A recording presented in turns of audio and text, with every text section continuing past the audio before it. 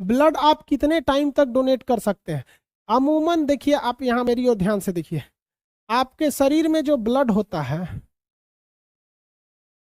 उसमें मेनली हिस्सा आरबीसी का होता है 5 मिलियन, डब्ल्यूबीसी और प्लेटलेट। अब आप बताओ, इसके अलावे आप कहेंगे कि सर जी प्लाज्मा भी तो होता है, और कुछ होता है आपके ब्लड में? प्लाज्मा में ससुरा 90% वाटर होता है। आरबीसी का जिंदगी आपका 120 दिन में खराबे हो जाता है, डब्ल्यूबीसी 4 दिन में खराबे हो जाता है, प्लेटलेट 7 दिन में खराब हो जाता है। अब एक बात बताइए, आप अपने शरीर में ब्लड के रख के सड़ाइए चाहे मत सड़ाइए, आपका 120 दिन मैक्सिमम आरबीसी खराब हो जाएगा।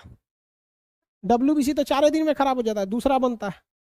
तो जब दूसरा बनता है तो दे दो भैया, नहीं समझे? 7 दिन में आपका प्लेटलेट खराब हो जाता है, 120 दिन में डब्ल्यू आरबीसी खराब हो जाती है। तो आपको लगता है कि आप ब्लड डोनेट नहीं करेंगे तो आपका शरीर का थोड़ा डब्ल्यू बी आरबीसी वैसे भी रखेगा, खराब हो जाएगा, एस्पिरिन में जाएगा, एस्पिरिन उसको डिकम्पोज कर देगा। रही बात प्लाज्मा की, तो ढकच के पानी पिएगा, 90% प्लाज्मा होता है पानी में, पानी चढ़ा लो उससे अच्छा धाए दे, 70 रुपये का पानी आता है, चढ़ा लो उसको। तो आप 120 दिन के अंतराल पर, यानी 4 महीने के अंतराल पर, आप 4 मंथ के अंतराल पर, साल में आप 1 ईयर में इजिली 3 बार ब्लड डोनेट कर सकते हैं। आपको कोई प्रॉब्लम नहीं आएगी, बल्कि आपका शरीर और अच्छा से रहेगा। फर्स्ट बार में आपको थोड़ा हेजिटेशन होगा, लेकिन अगर जिस दिन इसकी आदत लग जाएगी आप अपने आप को नहीं रोक सकते। पटना में हम कभी ब्लड, हम तो कभी कभी एक बार हम 2.5 महीने के अंतराल पे दिए हैं। ऐसे अमूमन 4 महीने का गैप कर देना सही रहता है, पर 2.5 महीने के हम अंतराल पे दिए। कई कई लोगों ने महीने महीने के अंतराल पर ब्लड दे दिए, बहुत दिक्कत नहीं होता है। बट एक होता है ना कि सेफ साइड, आप 3-4 मंथ के अंतराल पे दीजिए, आपको कोई प्रॉब्लम नहीं होगा, साल में 3 बार ब्लड दे सकते हैं, कोई दिक्कत नहीं होता।